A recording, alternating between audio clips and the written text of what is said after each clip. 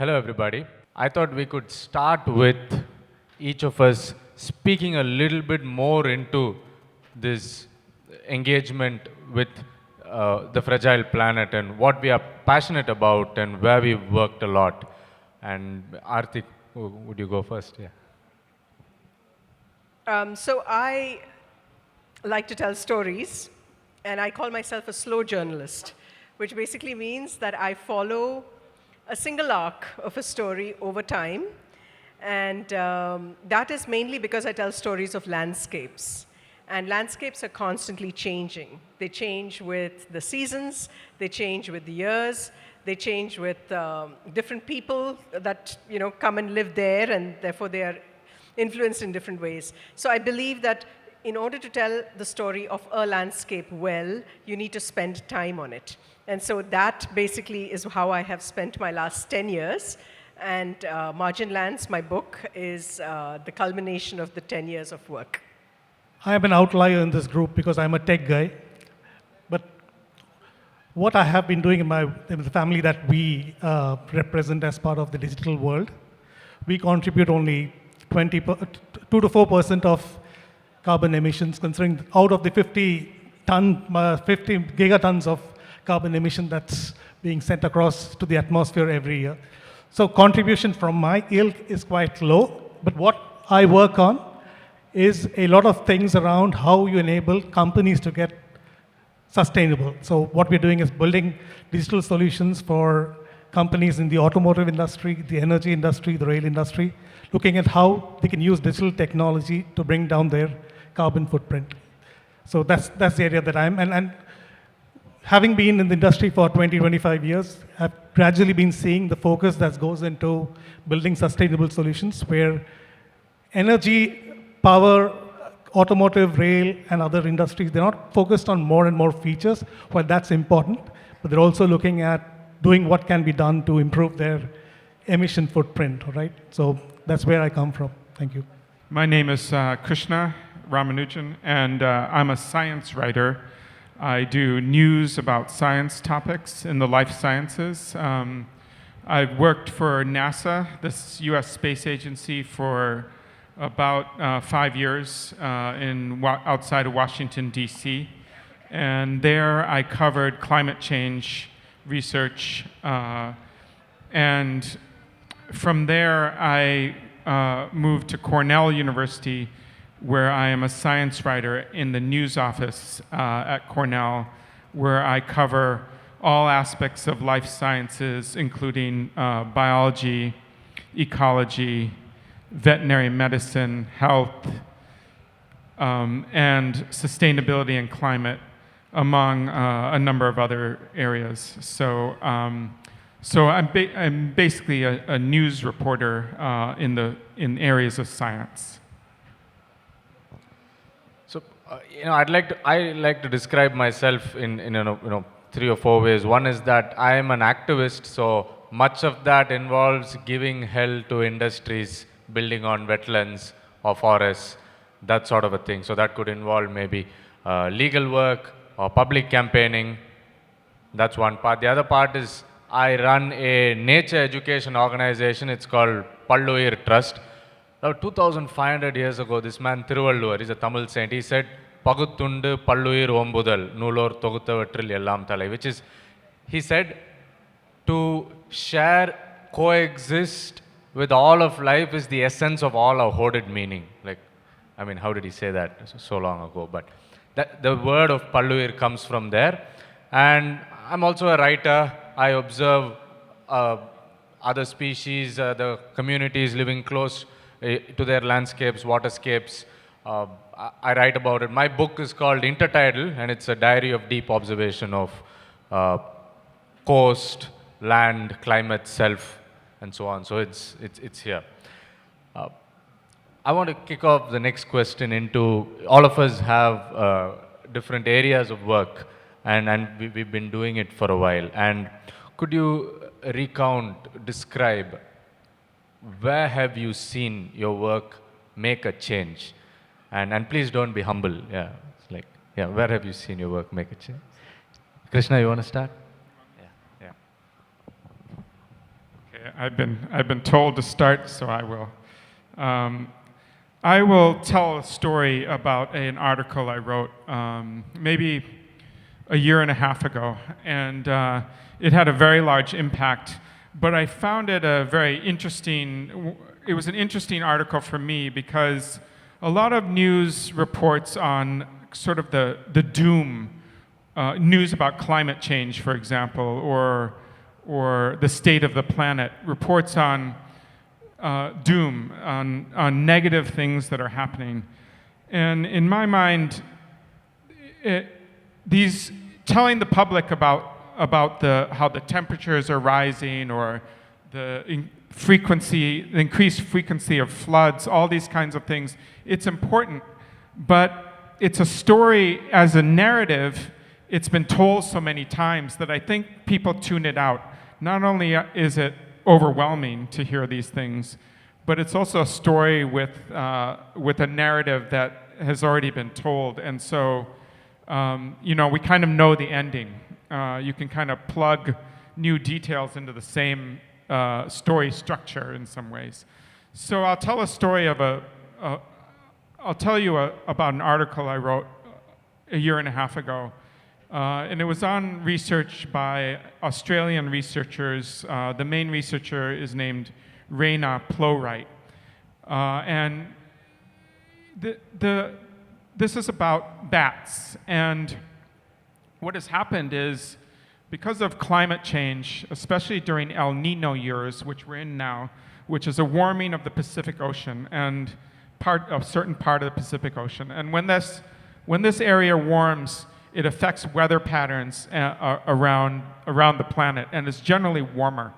And also, people in Australia are cutting down forests in order for farmland. So the combination of these El Nino years and lack of habitat has driven, what happens is there's less food in the natural habitat for bats. And so these bats live in large populations in forests, and when their habitat is cleared, and when it's an El Nino year and it's especially warm, those trees that they rely on for food, they don't flower, and they eat the nectar from these flowers. So what happens is these large populations disperse. They move into smaller groups, and they move to agricultural areas and urban areas where they might find weedy species or figs or mangoes, and they find a food source, but they move into smaller groups, and they move to these agricultural and urban areas. And the food that they get in these areas is not as nutritious. And what happens is they become stressed. When they become stressed, they divert energy away from their immune systems and towards sustaining themselves. And so they shed virus. Now, bats carry many viruses. SARS-CoV-2, which led to the recent pandemic, is carried by bats. SARS-CoV-1, Nipah virus, which is 100% fatal in humans, though it doesn't transfer very efficiently. Hendra virus is another one. And even Ebola, they suspect, may be transferred by bats. So they're a reservoir for many different kinds of viruses. So what happens, what the study showed was that when they move to agricultural areas, for example, they shed virus, and it comes out in their urine and feces, and it falls on the ground. And horses come by, and they graze, and they ingest the virus, and they become infected. And through the horses, then, they act as an intermediary. People can get infected. Hendra virus is 57% fatal when a person gets it. So the other very surprising thing is that when El Nino passes and these remaining natural areas, when those trees bloom, these bats move back to their natural areas. They leave. They move back into large populations. And when they do so, they become more relaxed, and they actually don't shed virus. So the thing about this story is, what I liked about this story is it shows that the importance of conservation and why it's very important to restore and protect natural habitats. People talk about preventing the next pandemic, but no one talks about the importance of conservation and protecting natural areas in order to actually keep the next pandemic from infecting people. So what I like also about this story is it presents a solution. And I think that as a writer, as I was saying earlier, instead of writing about the doom and the fears of climate change, to also write about adaptations and solutions. And in this regard, if we want to prevent the next pandemic, a big effort could be made to conserve natural areas. Suraj, you want to go first? So it's interesting what Krishna just mentioned. And before we came up here, we were looking at visuals on Mathrubhumi news about the elephant attack that's happened in Mananthavadi this morning. It's come in, and so look at it. It's consecutive attacks right now, right? It's something that happened last week and a few months back. And I fully agree with you, the need for conservancy, and I think we should work towards it. From my perspective, I'll talk about two projects that I've done or I'm working on that are quite relevant to what's happening today. And the first time I got the realization of the fact that the world is changing is when I got to work on a project for a seed manufacturer. Like basically, the seed manufacturer basically outsources the manufacture of seeds to contract farmers all across the world. And then they have certain specifications on how the seed of the plant that they want to manufacture has to be grown, conditions, etc. So this is done all over the world. So they have farms in Egypt, in Vietnam, in a lot of other places. Talking to the production team made me realize that there is no guarantee of success, but integration of information technology using IoT, for example, you get a lot of information data coming into a state of your environment, state of your soil, to be able to make the right, to provide the right inputs that are required to ensure a better harvest, right? So we basically worked on setting up a sensor network, which basically looked at under soil temperature, soil moisture conditions, the amount of nitrogen, NPN values in the soil. We married that to pictures that are taken from drones, which is basically using NVDI cameras, which gives an idea of the spread of chlorophyll health in the area. And then you could marry that and realize that, okay, there are certain parts of the farm that requires either a fertilizer input or water input, and then that can be automated, right? So that's basically, and then you marry that with input about weather systems. So information from weather companies tells you that at that particular location, how much rain is expected, and in what direction that wind blows. The way the direction of wind was used is basically they avoided spraying chemicals, pesticides. So, of course, we now look at natural ways right now, but the idea was to avoid spraying pesticides or fertilizers at a time that the wind is blowing in a direction that goes towards a nearby stream or a water source, right? So that was the whole idea behind that, and that data was available. So the intention was not to play God, but near God using IoT technology with all the ability to capture data, process it, and then send back information and knowledge and wisdom to farmers. So that actually enabled them to improve their harvest. The second is more a recent thing. We talk about the automotive industry, and we think that an EV is a solution to all the problems. Yes, it is more or less a good solution. But remember, it's not enough that you just plug in your car to charge and then you forget about it, right? Because you also need to understand that you might have moved the tailpipe emissions that coming in from the tailpipe into somewhere else where the energy is being generated. And not everywhere it's renewable, right?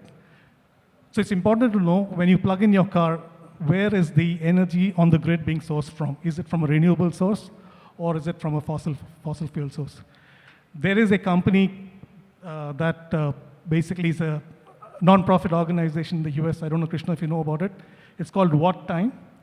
And they have done a massive study around how power plants operate all over the world. I mean, especially in North America, and now they have done that for India too, which is basically looking at what power plants come up in what order when there are peak loads in the grid, right? Now, if you integrate with them, you are able to know at any point of time whether the energy in your grid is coming in from a fossil source or is it coming from a renewable, and you can make decisions. Typically, when you charge vehicles, you have a long dwell time. It's around 8 hours, 9 hours when you go to sleep in the night. And that's when you can build in technology to, start and stop your charge when the grid is actually pouring out renewable energy. So a lot of automotive car OEMs have provided the features, the capabilities in their applications on their mobile phones called companion apps to enable the system of automatically charging the vehicle based on the source of energy in the grid. So it's not just you're plugging it in and then charging it actively, but then you're plugging it in but still waiting to make sure that the energy in the grid is renewable, and so you're contributing to less emissions, not just from the tailpipe, but not even from the source of generation. So that's something that we are looking at, and that's something that's going to be something that I would suggest a lot of people to be conscious about. What time of the day are you charging your vehicle? And are you really, well, you might be happy, but are you doing 100% good job in reducing carbon emissions? Okay, I'll share a quick story of being an educator. One often I've pushed myself to rethink what it means to learn and create learning spaces. There's India's oldest bird sanctuary is called Vedandangal Bird Sanctuary. Right now it's in season and tens of thousands of water birds come there to nest.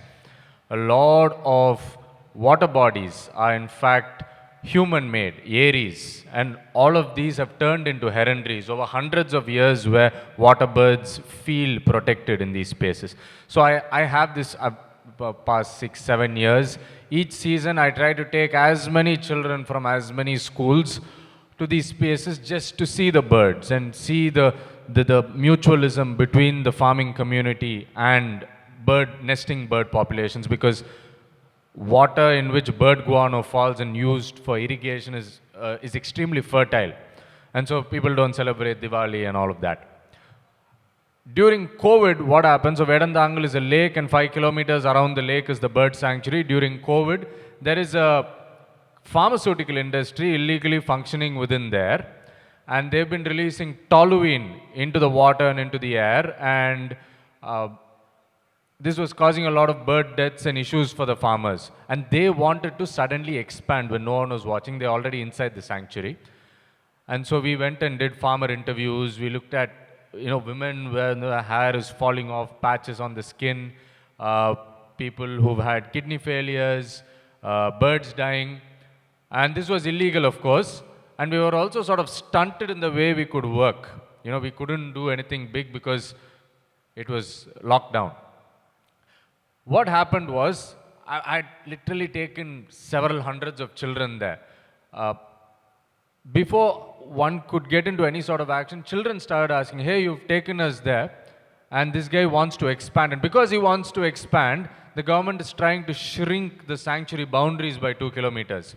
And they said, we need to do something. I said, I don't know what you'll do. Then I remembered a campaign called Dehing Patkai, Save Dehing Patkai campaign in Assam, where it was again locked down and huge amount of art was done because that was the only way to share on social media and everything. So I suggested to the children, let's make art, and we created one module for that, did it across a school called Abacus Montessori School, few other schools, some government schools. I worked with about 8-10 schools on that. A few hundred pieces of art came. I begged some journalist friends, please, publish this here and there. And this children make art to save water birds became like a very evocative thing. And across Tamil Nadu, various schools unexpectedly started doing this. And every single newspaper is reporting about this. And then sun farmers tweeting saying, we are also here trying to protect the bird sanctuary, nonsense. And in that sense, it had impact. And then what happened, it made so much noise that the state elections were coming. And then the incoming government, they would come later, but before they came, they were like, vote for us, we'll protect Vedandangal, because it became such an issue. And they came into power, and then they gave a government order within 2 months that the sanctuary will be protected forever. Nobody uses such a line in a government order. So as such, it was in large part done by the children, feeling connection to place, you know. And that connection is not like a statistic on paper, you know. If something happens, it's a blow to their heart. And from there comes forms of standing up, which is powerful, yeah. So, yeah. That's, yeah. Arati, go ahead. Yeah. It's a tough act to follow now. Anyway, mine's not so highfalutin as all of them, but anyway, I'll tell you another story. This is a story from the mangrove forest of Sundarbans. And many of us maybe visited this place. Maybe we've gone in a boat looking for tigers. But there is another side to this absolutely wonderful, wonderful, highly biodiverse region. And that is that there is also a settled part of the Sundarbans where people live. And it is the most populated part of the delta. And among the people who live there are fishermen and crab fishers. And they go out in a boat every day or every week for about 3-4 days a week to look for fish. Now, their boats are thin and long. And if you've been to the Sundarbans, you know that the channels in the Sundarbans are winding and narrow. And the Sundarbans forests are home to many wild animals, including the Royal Bengal tiger. Yeah. So this long, narrow boat is going to move through these channels, and it's going to have to turn and come back, go here, go there. And when it has to turn, like any long thing trying to negotiate a tight turn, has to do a 3-point turn. And at this stage, it puts the 3 fishermen who are on this long boat in peril, because the boat comes close to the edge, it touches the bank, and then has to move again to turn. And when it touches the bank, most often there is a tiger on that bank which is waiting for prey. And for some reason, Sundarbans tigers do prey on humans, and on average, 52 to 55, and these are government reported figures, probably higher, people are taken every year by tigers, which averages out to 1 a week. Now, what happens is, when this person is taken by the tiger, usually dies, the woman, his wife, who's left behind, is now left without any source of income. And not only that, because her husband died from being taken by a tiger, she is branded by society over there as a bad omen and is banished to live in an enclave. And there are thousands of such people who are termed tiger widows.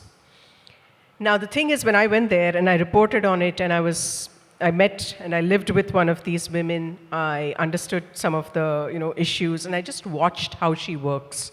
I was with her day in and day out, and I just saw what her life was like from morning till evening. She had 2 children to sustain. At that time, the younger one was 10, the older one was 15. The 15-year-old was going to the nearest big village to give his 10th standard exam. He needed 2,000 Indian rupees for that whole thing, to go there, give the exam, and return. He needed to stay there, his food, and all of that. This lady worked morning to evening. She's been working for months. And in the 10 days that I spent with her, working morning to evening, catching crab, as well as selling some potatoes, threshing paddy for someone else, sharecropping, all kinds of things. She made, at the end of the 10 days, 142 rupees. 10 days. There was no way in hell that she could, even hope to reach the 2,000. And I was working with a fisherman's union, and I told them about this, and I said, this is ridiculous, and this is one person, and there are so many such people. And we came to the conclusion that not only do they need economic help, if you look at these people, these women who are ostracized from society, they are suffering mental health problems. They have mental health problems, depression, just the fact that they're isolated now, they have kids to take care of, nobody talks to them, nobody touches them, they don't allow the ration that comes to be able to go to their house, all kinds of things. they need also mental health help. They need help for just even if there's somebody to talk to. And very recently, the Fishermen's Union that I was working with called and told me that they have secured a small place in the Sundarbans, in that area, where they are going to start and build a place, a counseling center for the tiger widows, which will then at least help them alleviate to some extent the woes of just having to deal with the traumatic loss and then all the other societal things as well. Doesn't solve all the problems, but it is a start. I just want to add that Arati's book Margin Lands is a compilation of writing emplaced in action and having been in and engaged with these landscapes firsthand, and which is rare. Yeah. We were also supposed to not be humble, and that was a very good story. Great story. Thank you. Yeah. I thought maybe the next question we could sort of go around with is, we face challenges in our areas of work. We are faced with common forms of oppositions, misconceptions about what a fragile planet is, or what climate is, or the nature of our work, and we need to be navigating that constantly. And what is that experience like for each of us? Suraj, you want to go first? Yeah. Yeah, so look, we cannot run away from the need for intervention of technology in solving problems today, right? So in the case of farming, it's very difficult to say that you know more than what traditional farmers have been doing, right? So we often get data that says things different to what farmers have been seeing, primarily because the world has changed. While they have been handed over information from their ancestors, they've been doing farming for years. But then I would say that the last 30 years has seen a massive change in climatic situations. It's purely due to us, of course.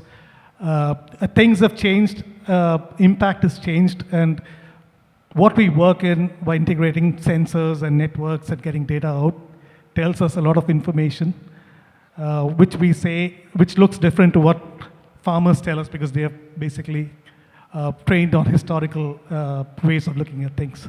So that's something that we see as a challenge, but at the same time we respect the knowledge that the farmers have. So it's an amalgamation of traditional knowledge and data that is coming in from integration of technologies like IoT and cloud that needs to come up with an app solution.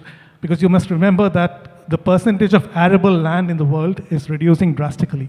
As more and more people move to urban areas and we fill the world with concrete, the amount of space that is left to grow food is diminishing quite rapidly. And it's important that we use technology to get as much as possible out of what we have right now, right? So that's what has been. Arati, you want to go?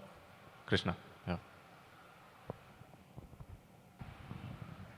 One of the things that happens for me as a news writer is people, I don't know if it's in India, but in the U.S., I mean, I don't know how it manifests in India, but in the U.S., what happens is people say, I don't believe in climate change.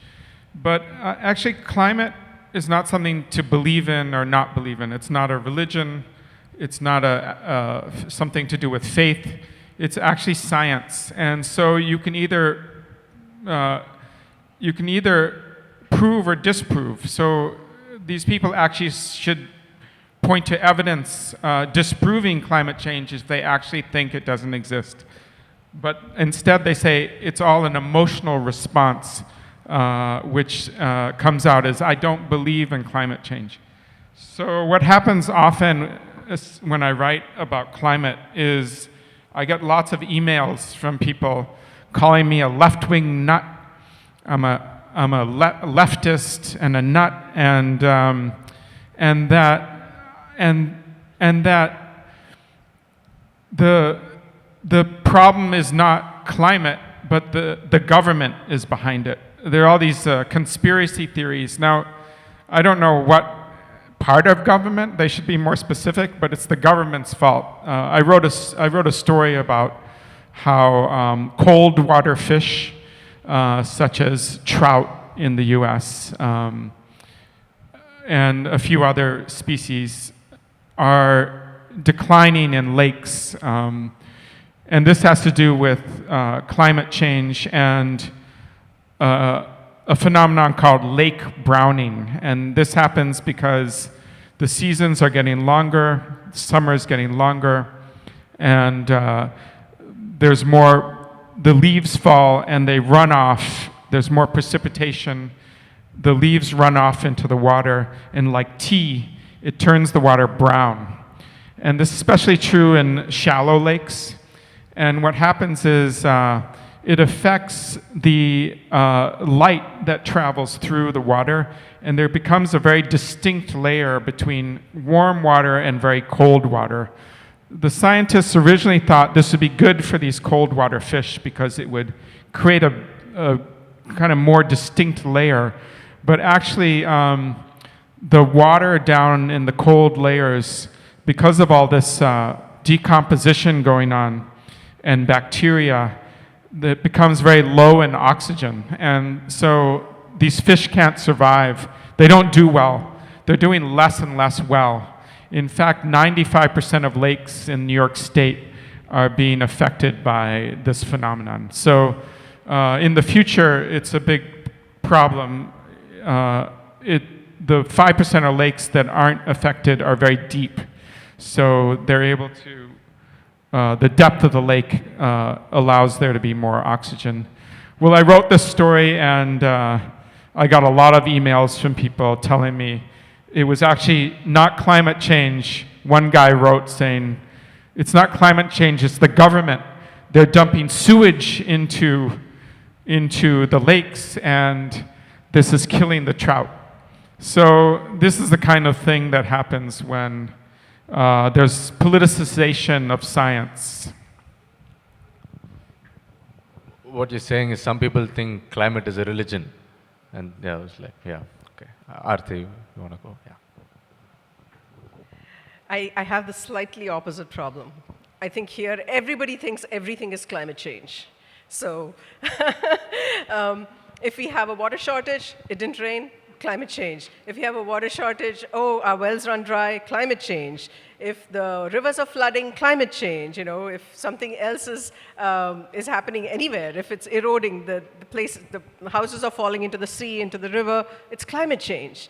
You know, and so the biggest misconception, I feel, is that, yes, of course there's climate change, but it sits as a layer exacerbating all the issues that we ourselves bring upon the land.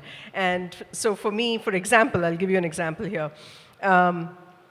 We have a dam on the Ganga in West Bengal called the Farakka Barrage. Now, the Ganga is the siltiest river on earth, and almost the siltiest river on earth. And if you put a dam on a silty river, the silt is going to come to a stop behind the dam. Now, what happens is that silt is what builds deltas. So West Bengal and Bangladesh is built on silt. And if you stop the silt from coming to build the delta is going to sink because that's soft mud, which continuously erodes. You need that silt, you need the flooding to shore up the delta so that when sea levels do rise, and they are going to rise, and they're rising, when it rises, the land is still above, and you're not going to have major erosion. So while, yes, the sea levels are rising, people very often, peers, photographers, writers, they will say that the delta is sinking, and that's climate change, without really identifying what the actual cause is. Similarly here, I mean, we're in Kerala, we're in Trivandrum, and the coast. We have something called the longshore drift, which brings sediment from the south to the north and makes beaches. So beaches are continuously eroding, but this longshore drift brings the sediments to rebuild the beaches. Now, if you put if you put structures which basically obstruct that longshore sediment, the beaches north of those structures are not going to get rebuilt. And therefore, 63% of Kerala's beaches are eroding. So Kerala has a huge problem with erosion.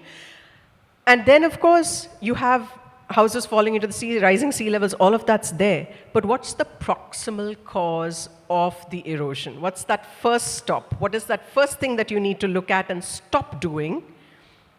That gets completely subsumed if you say everything is climate change, and you let those perpetrators off scot-free.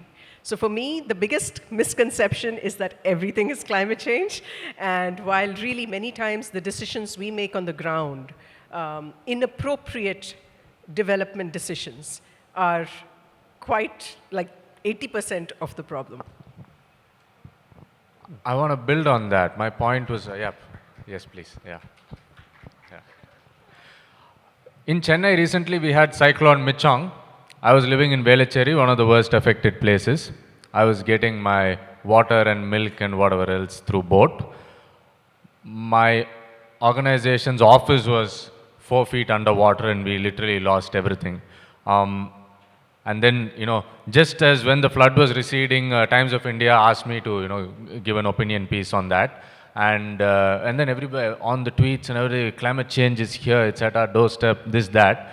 And one needs to understand what climate change does. Something happens on the ground, goes back, and then hits back, And so climate change really brings existing fault lines, follies, to the boil. It's an exacerbating agent. So, I looked at the Indian Meteorological Department's data for the past 100+ years, and every 4 or 5 years there's a deluge in Chennai. In 1930, we received 500 mm of rainfall in 2 days. That is like massive. That's Noah's Ark. This time it was about something like 240 mm that night. So it was bad. But then that's a recurring pattern. The intensity of rain, every 4 or 5 years, there's intense rain. Every 4 or 5 years, there's a drought. 2019, Chennai had a drought. And that's the fickle, unpredictable nature of the northeast monsoon, which we received there. And as such, then, why is a flood occurring? I am inside a marshland. So let's say you're sitting inside the swimming pool. You're not flooded, you've gone for a swim, That happens to be, so there's no deep understanding of the local climate and the waterscape of a place. And you use land without understanding its nature and animacy. That's a problem much before and far more hitting on the face than climate change. Recently, the Earth Commission, 2-3 months ago, released a beautiful paper. It's called Just and Safe Boundaries, and they define 9 different Earth system boundaries. Climate is one of them, and it's the least affected. You look at what the other boundary is, integrity of the biosphere, how much life we have on Earth and its interconnectedness. It's gone somewhere. It's almost irretrievable. Land use change, gone somewhere. Surface water, groundwater, biogeochemical flows. These are all gone elsewhere. Now, I do think there is a sort of vested interest in capitalizing on climate because you can techno-fix it. You can say, sunlight is renewable. Cadmium, nickel, all the, the semiconductors are non-renewable. So if we can open our mouth and get sunlight, that's renewable source, which trees can do. We can't do. We need to use these things. So here it sort of displaces the crisis. So we'll create a biochemical crisis, or we'll create a water crisis. There is we did some work there, a big area in Ramanathapuram called Kamudi. And there Mr. Adani has built one of the largest solar fields in India. And the Gundar River, right next to the area, where one important part of the catchment area of that river was this area, stopped flowing. That's it. Hundreds of farmers displaced from there. Renewable so-called energy. So I'm like, if you want to move from one crisis to another, might as well finish off the planet with coal, no? Why, create, this one, that one. So I really think one needs to have all Earth system boundaries in mind. Let's look at the biodiversity crisis. Let's have COPs for the biodiversity crisis, for water. If you do that, then the tech companies cannot come in. It's a bit of a problem, Yeah, that's my 2 cents. Yeah. Perhaps we should open up for questions.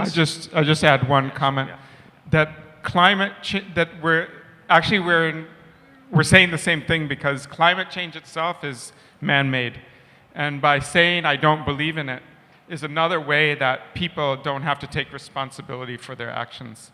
So it all comes around to the same fundamental way of avoiding actually addressing issues. Yeah. Would anybody have any questions? Thank you so much. It was very interesting. My question relates to the narrative of just transition. We are committing, in the international forums that over the years we are going to reach that just transition. But it's not possible for India to, become the non-fossil fuel country overnight, because that is closely related to the energy poverty. So I would like to take the perspectives of the panelists regarding this just transition narrative. Do you believe in it and where it is up to? Thank you. I think this is a global north and global south problem. India obviously has its, and all the global south countries have their own concerns around why compromise on development for somebody else's burdens, for somebody else's reason, right? I think a lot of people say that COP summits are a joke. People go there to have fun. I mean, there are side discussions happening, but then celebrities turn up, take photographs, and come back, and nothing happens after that. But India, as far as I know, is seriously looking into this in building renewable energy capacity. Not the way that Yuvan is talking about, but I'm being more positive in saying that, yeah. But we have the problem of population, we have the problem of issues with biodiversity, we have the problem of habits, right? And that's always going to be a challenge, right? As I said earlier, we're in so much of a hurry that we charge our cars and disappear, but then do we know? What are we charging from? Are we clean on that? So that's realization. You keep it double clicking on seeing how your community and how citizens, contribute that way. So there is, one thing is that I feel, personal feeling is that the 1.5 degrees centigrade limit that is expected by 2030, expecting that countries are going to cut down on emissions by 45%, we are probably late, right? We are probably late. I don't think we'll probably go over. I think Krishna would be a better person. But if we had not done something, right, since 2015, right? It took time for policies to be made and policies to, but I think recently people have been more conscious. There's more money coming into this whole world on this particular topic. And we may not block at 1.5 degree rise. We might just go to 2 or 2.3, but it's better than the 4 degree centigrade or 4.5 or 5 that would have happened if we had not done anything on this, if the message had not been clear, right? So India will have a challenge purely because of consumption volume. And, but then the government, whichever government is making an active, because we are most affected too. And the argument saying that, okay, global north takes care of it and we keep developing, that's still not the end argument. It affects everybody in the world, so everybody has to work on it together. I'm just going to add one thing really quickly, and it comes down in my mind also to intersectionality. The fact that you can't see zero emissions or the goal to zero emissions piecemeal or as with blinkers on, right? If you did that, you're going to create another problem, just like Yuvan was saying, right? You have to keep all these balls in the air, the biodiversity, people using the land use, all of that. If you have your blinkers on, and recently I was in a discussion about emissions again and what we should say at COP. And if you have your blinkers on, it's very easy to see zero emissions as the holy grail and then go towards it, but you're going to let a whole lot of other things fall. And so, that intersectionality where you keep everything in mind, all the earth boundaries in mind, for example, especially given that we have a large number of people living off the land, and that land is what is needed for green energy also. It's tricky, it's very tricky, and I think we have to take a bigger picture view, and that's going to be really important going forward. We have time for one more question. Yeah, good evening. Yeah. My question is to Yuvan. You gave a very good example regarding how you used kids as an agency for the change in a particular thing. So can you please elaborate on it, because they are the futures, right? And somewhere or the other, I feel we missed the boat. Had we the way we would have studied in our classes, had we gone out of the classes and seen the nature, what we are doing to it, probably we would have been more, so I just want you to elaborate a bit how we can use them in this. Yeah. So we have a philosophy. It's called action pedagogy. The idea is that somebody who goes through that process of learning, the local landscape, waterscape, other species become part of their selfhood and identity. I think the Wanganui people said this, that I'm not fighting for the river, I am the river fighting for itself. What creates that sense? So in the action pedagogy, we have 3 pillars. One is direct action or engagement in all forms of learning, local relevance, and interconnectedness, the social, ecological, political, unsiloed and put together. And the core of this philosophy is 2 things. One is that the void between ignorance and awareness or knowledge is very small. The void between awareness as action is massive. So there's people doing awareness, campaigns, this thing of I'm creating awareness is a bit tricky, because there's a lot of good science, psychology behind that. The other is that our greatest power lies in civic engagement, structural action. And we can be tricked into thinking our greatest way to contribute to the planet is consumer action. Using glass bottle is great, but, buy this, buy that, take a cloth bag. The entity which made the word carbon footprint is British Petroleum. They made it such, when campaigns were rising against them, they said, I'm going to burn my billions of tons of fossil fuels, but you focus on yourself. You switch off the lights, you take the cycle to school or whatever. Yeah. So this sort of learning pedagogy rests on some of these things. Yeah. Thank you. Yeah. And also the question reminded me of a beautiful quote. It's attributed to Barack Obama, you would know better, but it says, we are the last generation that feels the effects of climate change, and we are the first generation to feel the effects of climate change, and we are the last who can do anything about it. So it's not just us sitting in the audience, but I think we'll have to pass on the message to the next generation to make the world a better place. Hello, good evening. I am a wildlife enthusiast and a photographer. So my question is, at my level, what can I do to make a difference?